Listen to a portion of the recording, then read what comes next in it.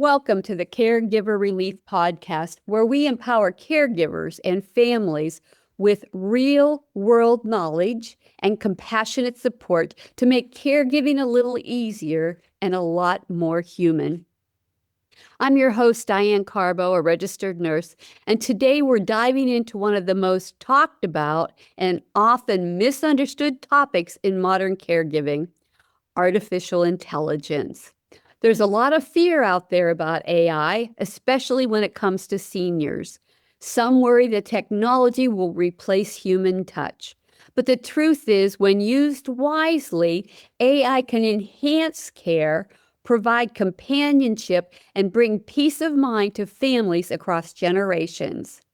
Joining me today is Costin Tuculescu, CEO and co-founder of Onscreen Inc., the company behind Joy Calls, a platform using AI to bring connection and support directly into seniors' living rooms.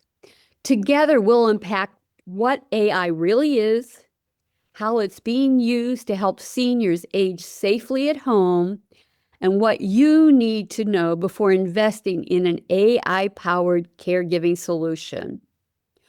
So let's move beyond the hype and discover how AI can be a force for good in caregiving or aging in place.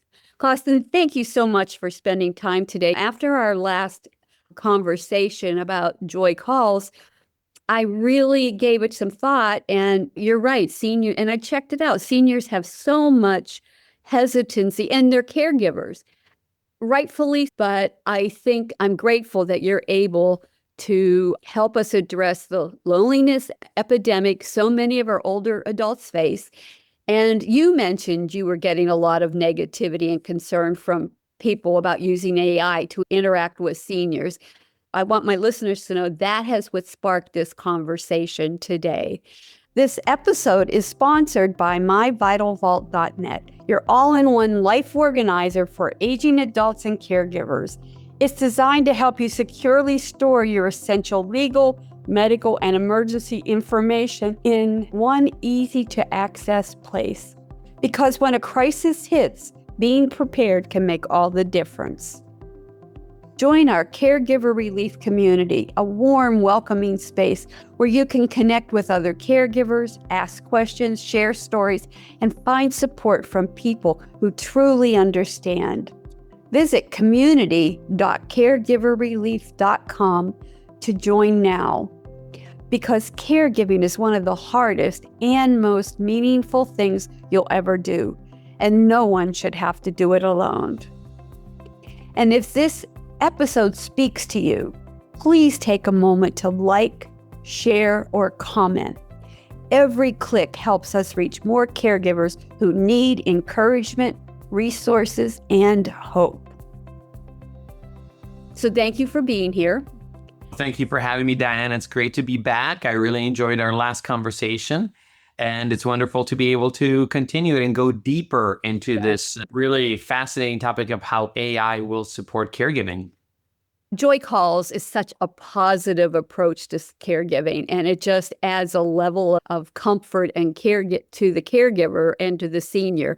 And in all honesty, Costin, we are in a public health crisis. We have two going on right now, and it's going to continue. For the first time in history, we have more seniors than youth. And this imbalance is going to continue because we have people choosing not to be childless couples. And that's the other silent epidemic that we are facing that nobody's talking about. I've learned that each generation after the boomers has not replaced themselves in population, which means whatever the boomers are going through, we're going to be going through it every generation thereafter, because we have not replaced our youth in each level of population. And we only have to look at Japan, and Japan, I will tell you, Costin, I've been watching them for 20 years. They have been addressing their aging population for 20 years with caregiver robots, and they were getting prepared. And so they're probably 10 years ahead of us, but I think that this is not going to go away. So I think our conversation today will help seniors and their caregivers learn how they can protect themselves. So Yeah, thank you. absolutely. So thank you for so much for helping us alleviate these fears and concerns about AI, because I really think we need to help consumers not just embrace AI out of necessity, but discover ways to protect themselves and their loved ones.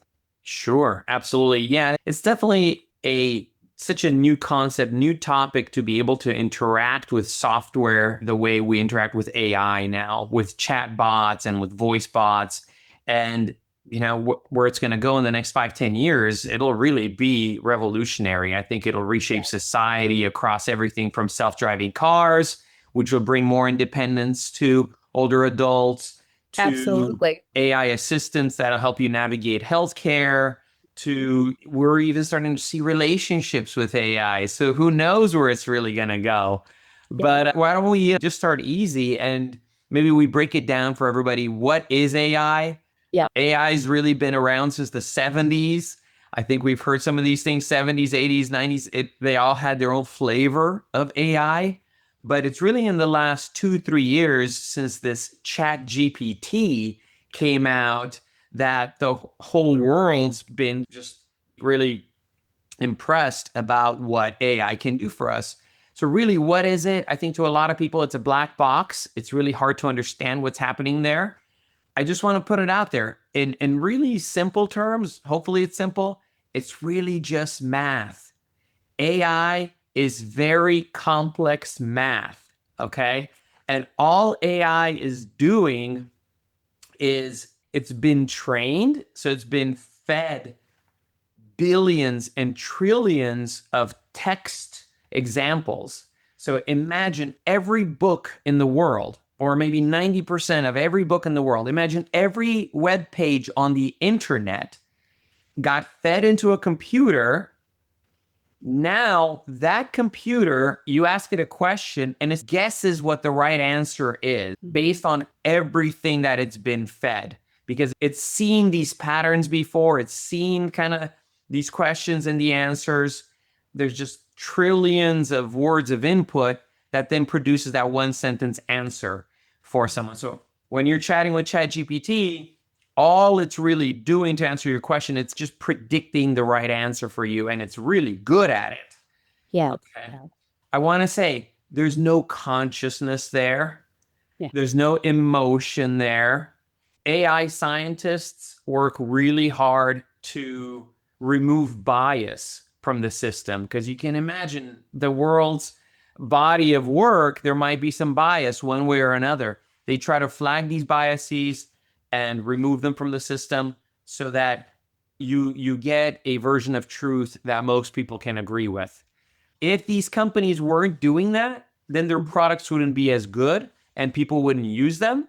So at the end of the day, that's really all they're trying to accomplish, is create a good product that meets the needs of as many people as possible. And then their companies are successful. Yeah. To do that, you need to eliminate bias. You need to eliminate untruths as much as possible and create a trustworthy product.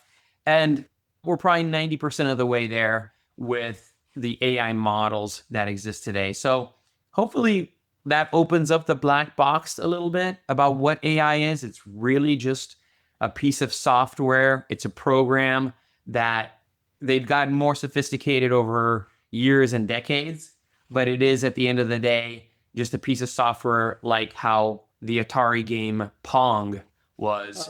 I remember that. Yeah. So hopefully that helps. Costin, you made a point that I want our listeners to understand.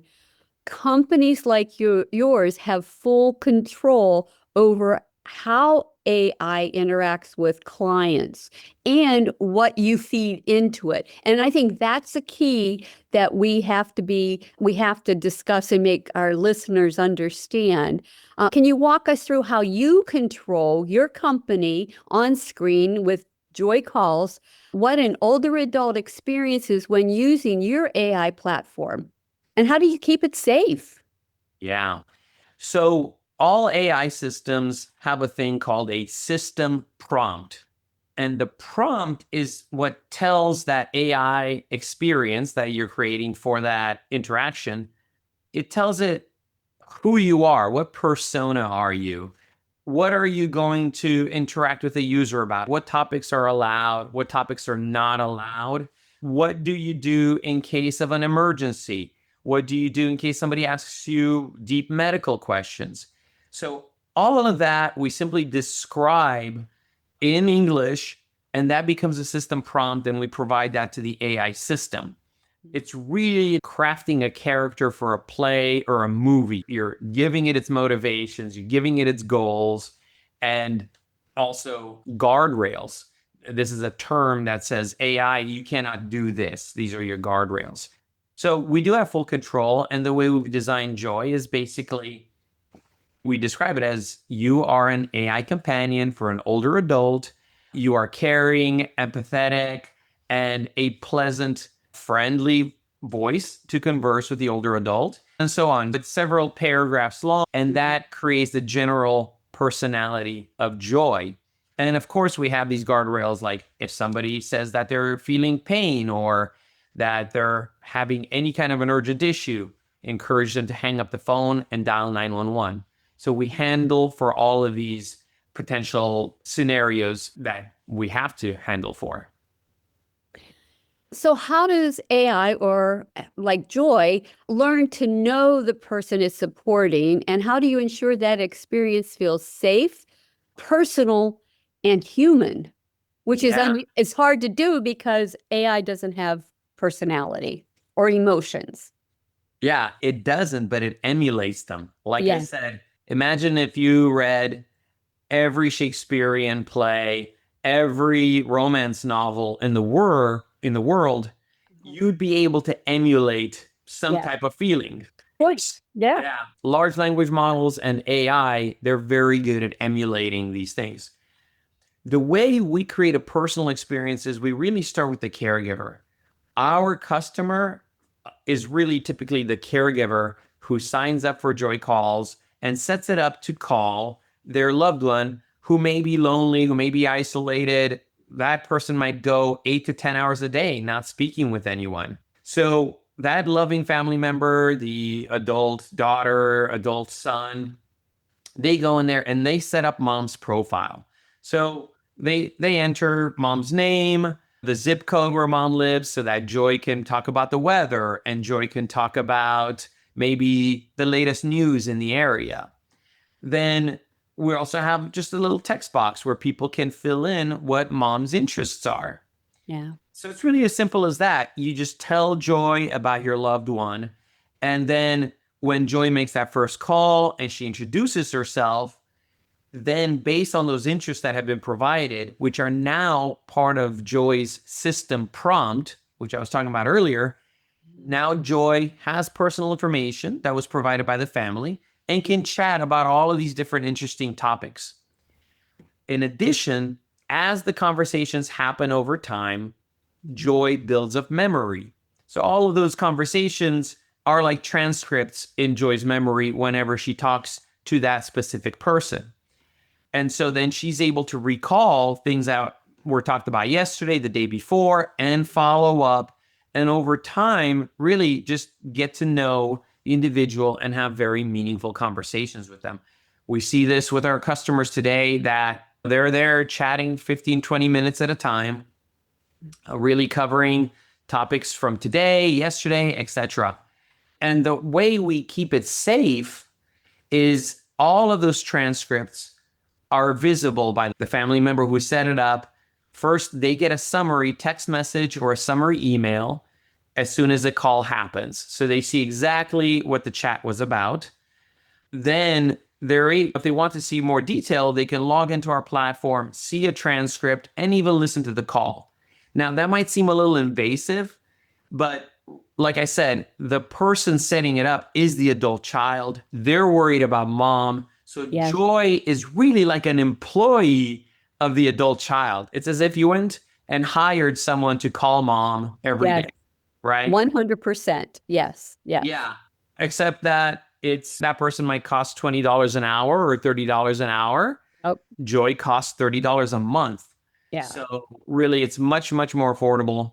And we give that full transparency to create safety and to always have a human in the loop that's reviewing the conversations and make sure mom isn't plotting some sort of terrible thing for herself, or maybe mom's talking about this new person that came into her life and she's giving them her inheritance. You provide full transparency, and I think that is what people don't understand, that whatever company you, and we will talk about this later, but I don't have the stats right here in front of me. Can you talk about the impact senior loneliness has on people and how rampant it is in our country right now? Oh, absolutely. Yeah. So, according to the CDC, loneliness and isolation is equivalent to smoking 15 cigarettes per day. Unbelievable. Yeah. Loneliness and isolation has been associated with a 50% increased risk of dementia and a 30% increased risk for stroke and heart attacks and just general increase in mortality. Now, the numbers, so there's about 60 million older adults, seniors in the US. The numbers are that about 40% of them are lonely or isolated. Yes. Okay. So it's a massive issue. That's something around 25 million people fitting this scary definition of lonely and isolated that leads to these terrible detriments to our health. Thank you for clarifying that, because I know that it's massive. Yeah. I know the stats for suicide for elderly is unbelievable. It's nothing like we've ever seen before. So I know that the hopelessness and loneliness and despair is out there at the highest levels we've ever experienced.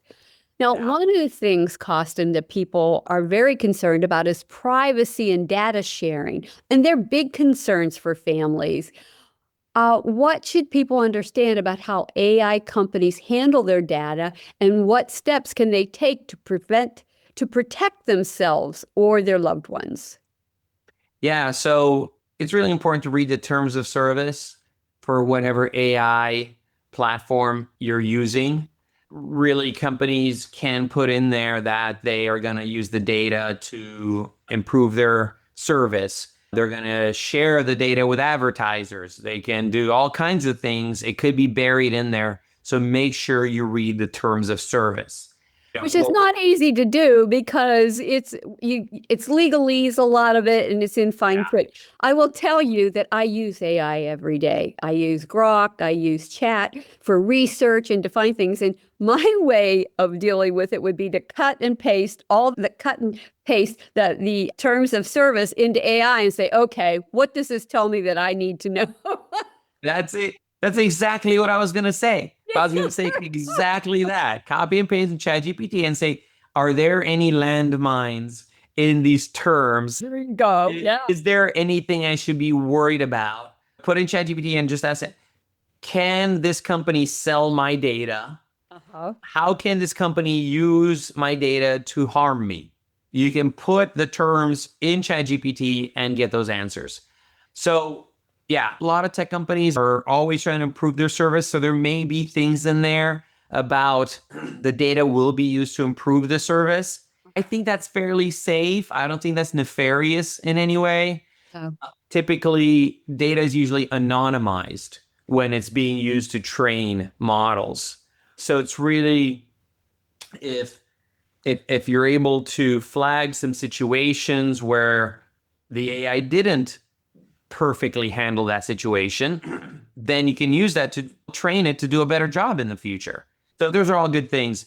The other thing around protecting the consumer, protecting family, is look at the company. How long have they been around? What's the history of this company? Who are its founders? What are some of the partnerships that this company is associated with? Are they connected to any credible organizations that's willing to give them their logo and put it on the website? There's a lot of brand new startups just popping up out of nowhere. Some are in the US, some are outside the US. Outside of the US, you're going to have even less protection. Yes. So really make sure you're doing business with a US company where you're going to have more rights in case they do misuse your information. But Diane, I love your tip. Copy paste the terms in the chat GPT and ask it. So Hey, I'm more than just a pretty face guy. that's right. Got a great brain. Yeah, well, sometimes. Um, Now, before purchasing a product that uses AI, what questions should caregivers or seniors be asking? What are the green flags or red flags to look for when using an AI platform? I know you mentioned the terms of service, but is there other things we should be looking for? Yeah, I think a critical one is, can I delete my account? What happens to my data when I delete my account? Can I basically disappear? So these are some of the regulations that companies should allow you to fully be erased. Okay. So that's important. Can I control some features? If there's some aspects of the AI that I don't want, what controls do I have in the system to turn things on and off? Like I said, is my data used to train the AI? And if so, is it anonymized? How do I make sure that my personal life story doesn't show up in some future version of the product? Yeah. What happens in an emergency? So if, for example, in the Joy Calls case, if Joy calls mom and mom's not feeling well and mom is telling Joy all of this, how is Joy going to handle that? And I will just answer that question. I'll take the opportunity to say, Joy, Please. Joy will tell mom to hang up and call 911. And then also Joy will send a text message or an email. If text messages aren't enabled for that caregiver, it'll send an email and say, hey, here's a summary. You may want to follow up. Here's what happened. Love that you also send, not just explain and prompt to call 911. I know seniors that won't do that. They don't want the ambulance coming to their door. They're embarrassed, and God forbid, somebody come to help them and people know about it or think that they're sick. And many times it's absolutely necessary. So I love that you follow up with the caregiver as well, because the primary caregiver, because that way I know things will get done, because seniors I'm 72. I'm old. I'm a senior, but I wouldn't care if an ambulance showed up. Heck, I might get some good looking guys coming to pick me up. I love that. Here, but I do know that I know several seniors that would just be mortified to have someone come to the ambulance come. And even they could be close to death and they don't want the sirens on or the red light flashing because it's drawing attention to themselves. It's nobody even cares who's in the ambulance. We just know we want you to be safe and hopefully get you help in a timely fashion. Yeah. You make a great point that even if the older adult themselves won't take action with those notifications to the caregiver, the family member, they'll hopefully take action if it's something that's really dire. These are kinds of the questions people should ask, like how does the product handle all of these different situations, especially if it's an AI assistant, AI chatbot, AI companion. Red flags, it's if the terms are really weak, if the terms don't make any sense, if the pricing isn't clear, if you can't figure out what is this company, who are the people behind it, when did this company get started, typical consumer protection stuff. So yeah, hopefully that helps a little bit. Oh, absolutely. Now, we touched on this briefly earlier as well, but let's talk about the benefits that don't get enough attention, how AI can actually improve mental health, not only reduce isolation, but give seniors some meaningful engagement or even companionship. Yeah, that's exactly what we built this product for. Onscreen started back during COVID by bringing video calls to the TV. We just thought that was a great way for people to communicate and see each other. And what we learned was, even though we facilitated and did a great job with that, there were still so many hours in the day that were silent hours, people not talking to anyone. There's so many studies that show that just having conversation, just using your listening skills and using your speaking skills is good for your brain. Yeah. It's pretty elementary, but just having conversations is important. Then there's recall. Hey, do you remember what we talked about yesterday? Remember we talked about this and we talked about that? That in itself is a cognitive benefit. So in addition to just the general conversations about like the interests and the hobbies, which a caregiver fills and provides to Joy, Joy can also call and do trivia. Okay, so she can play trivia about specific topics. Joy can also tell jokes. So humor is also cognitively engaging. Right? 100%. Yeah. Yes, yes. Yeah. You need a laugh a day. If That's not, right. Like you can literally set up Joy to call and tell a joke as the opener. And then if the client wants to keep talking, she can. Otherwise, she's okay, talk to you tomorrow. I'll have another joke for you then. Yeah. And then another really healthy routine that we have is our memory lane. So Joy can call and really ask about a wonderful memory that client would like to chat about. And hey, can you tell me about a time in your high school or your youth or your adult days? And just walk through that. And it's such a dual benefit. One, it stimulates the memory. yep. Then also the family gets to have a transcript of that and gets to have that as a soundbite. Yeah. You know what? I have to tell you, I really encourage many of my family caregivers and seniors to record conversations and contribute them to StoryCorps because it's so important for other future generations to know what happened in the past, and especially if it's related to your own family. And I have a product on myvitalvault.net, and one of the platforms on it is one of the modules is preserving recipes, traditions, and ancestry. And that's one of the things I encourage is get those stories. So you are actually, and you're probably asking the same questions I put in a list, or Joy is. That's so important because you're saving such precious moments of time that future generations will appreciate knowing about. And I love that. Absolutely. Yeah, absolutely. So yeah, we've seen the value of that. Customers love that. But again, it's also great for mental health and emotional well-being to talk about these things. So Absolutely. we've seen it. It really helps support the day-to-day mental wellness. One of the things I want my listeners to understand, if you have somebody with dementia, they may not remember what they had for breakfast an hour ago, but their long-term memory is still in place. And this is a really good time if you have no opportunity in the past, have not had an opportunity in the past to learn things, because we don't take time to sit and ask those questions. Tell me about this or tell me about that. So I really appreciate that because it gives somebody with dementia a way to connect at a level that they're not going to be able to connect with in the future. And you're still getting probably more out of them through using Joy calls and Joy video calls than you would if you were even at home taking care of them every day.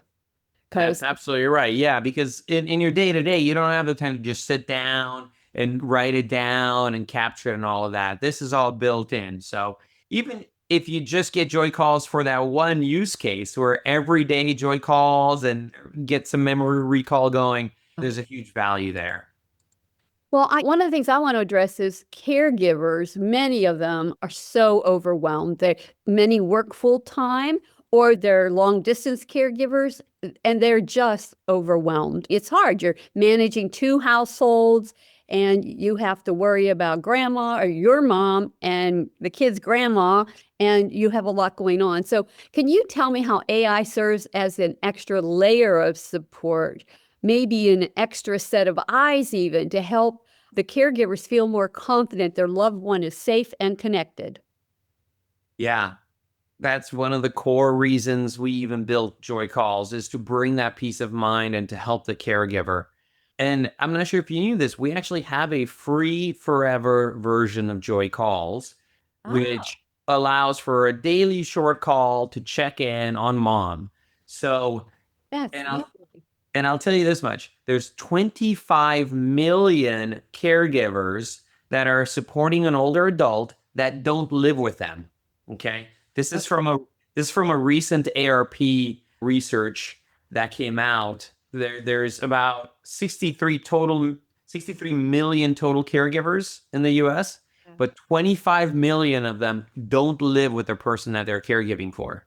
Wow. So those 25 million, they're constantly thinking, is mom okay? So Even if you just sign up for Joy Calls and sign up for a free product, you will get a daily, like 3-minute call where Joy checks in. Hey, mom, how are you feeling today? Is everything okay? Is there anything you need?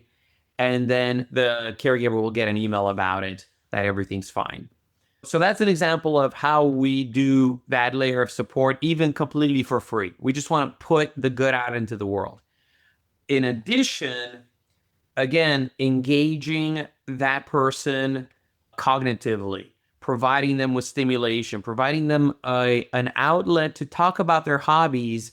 And maybe even if they're repeating the same thing every single day, give them an opportunity to get it out and have someone to chat with.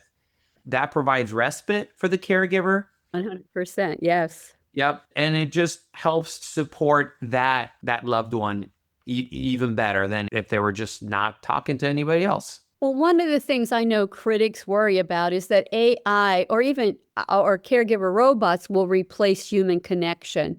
And I want to clarify that, because how do you balance technology with empathy? And please dispel this myth that we're going to replace human connection.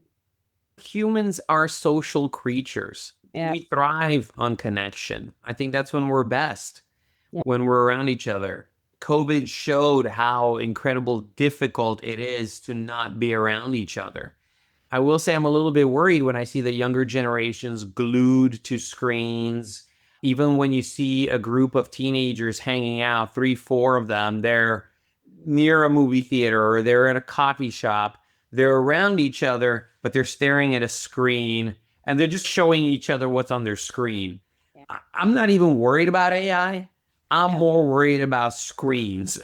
You know what? I just learned that Australia is keeping kids off of social media until the age of, I think it's 16. Yeah. I wish they'd put it to 18 till they get out of high school, Yeah. because of all the things that are happening. But I agree. I see teenagers texting each other and they're right next door, sitting right next to each other, Yeah. instead of having a human conversation. And I'm learning that so many, and when I'm out and about, I see kids, mostly teenagers, that don't even know how to make eye contact with a person when they're having a conversation. Right. And Yeah. that just blows my mind. Yeah. And so it's less about AI and it's more about how technology is reshaping the human experience. We are not probably thinking about it enough at a societal level. Yeah. I've got young kids, we try to limit screen time. Yeah. But the makers of toys, the makers of devices, they really want you addicted to their products. Yeah. So it's a big fight. Now, AI is, I think we're trying to create another intelligence on this planet to help us. It's a tool that just helps us do our work better, helps us think through problems better. Would you hire someone to replace you? Sometimes you would. Maybe sometimes you don't feel like cooking. So you'll hire someone to cook for you. You're tired. I see AI as augmentation. I see it as a support system that humans can lean on when, you've got too much going on. And it's really going to be up to the person to determine how they leverage tools, and AI is a tool. Okay. Yeah. Am I going to text my mom or am I going to call my mom? That's a personal choice people make. And, and that's a choice of connection. Or am I going to video call my mom so I can have a face-to-face call with her versus just audio only? Yeah. People will also choose what tools they can use to support mom. Will they hire an in-home caregiver? Why don't you go and take care of mom 24/7? Why would you hire an in-home care? You just can't, right? Yeah. So as more tools become available, I really encourage caregivers to use every possible tool available to them.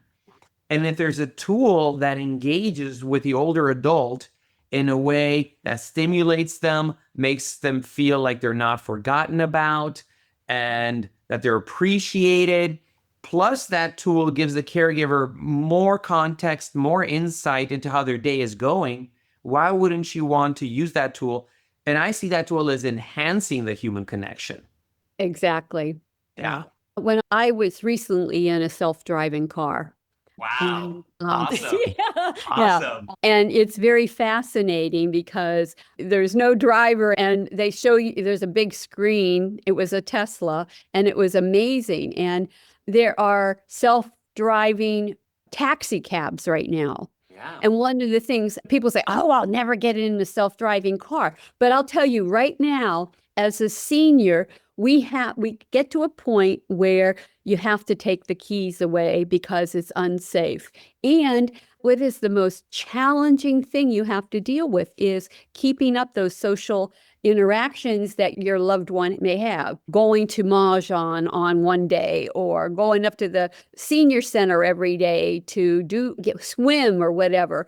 And that is one of the biggest things that I see dropped in a care plan, so to speak, with a family caregiver is when they take those keys away, they don't find solutions that will replace the activities and the interactions that the senior has. And that's why I think we have to embrace technology. I have no problems. I was fascinated in this car and I thought, if I'm going to die, it'll be a fancy place to be buried in. You'll make the news. Yeah, You'll make the news, that's for sure. That'll be my 5 minutes of fame. So I found it fascinating. And we have to, if we want to be independent and if we want to have a better quality of life and a happier life, we have to figure out a way to embrace technology, not just AI, but the technology that's coming forward because it's amazing. And I would like to be able to call up a robo-taxi and say, hey, pick me up. I want to go to the doctor's. Or, hey, pick me up. I want to go dancing. Or I want to get to Vegas so that I can gamble. There you go. And I can see that happening. And by the way, that's exactly what we're building Joy Calls to be. You will be able to call Joy and say, hey, I need a ride, or I need to get to my doctor. And also, can you help me with my doctor's appointments? So we're building Joy Calls to do all of these things and not just be a companion that chats with you, but will be an assistant that helps the older adult with their day-to-day activities. So a little mini there. Activity director.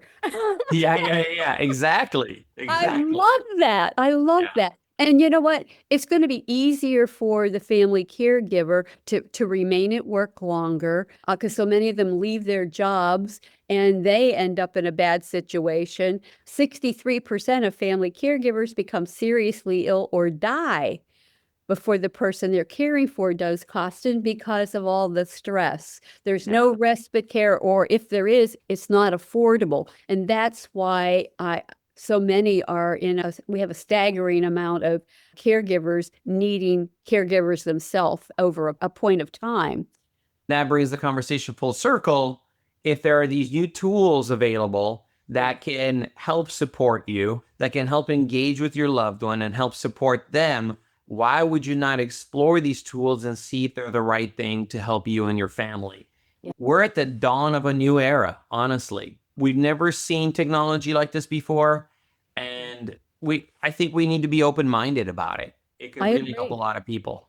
I agree. And we've put a lot of information into people's hands today. We've educated them how to protect themselves. And I think that's really important because the silver tsunami is here and it's coming, and we already have a public health crisis that's only going to get worse as we are staying healthier longer or living longer, maybe not as healthy as we'd like. And those are issues that we have to embrace. Yeah. Finally, Costin, what does the future of AI and senior care look like to you? Oh my goodness. It is really hard to predict, I think, where society is going to be in 10 to 20 years since this new AI revolution, honestly.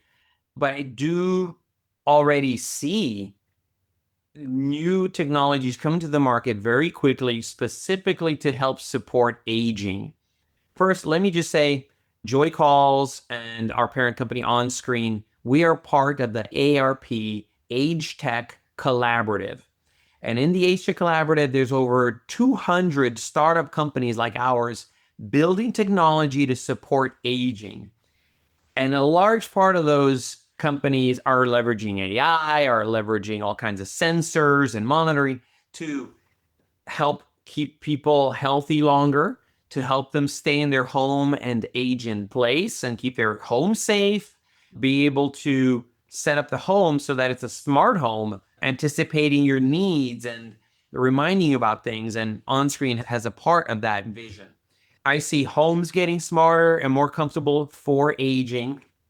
There are now already on the market, Diane, robots that you can pre-order. There's this, I believe it's called the Neo robot, and it's coming out in 2026.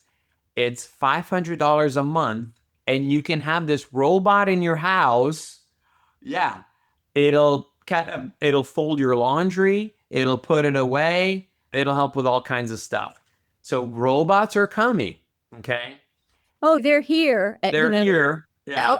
I just did a podcast on LQ. Yeah. And they are here, and I've been reading about them, and I do a whole podcast series on technology. That's how I found you.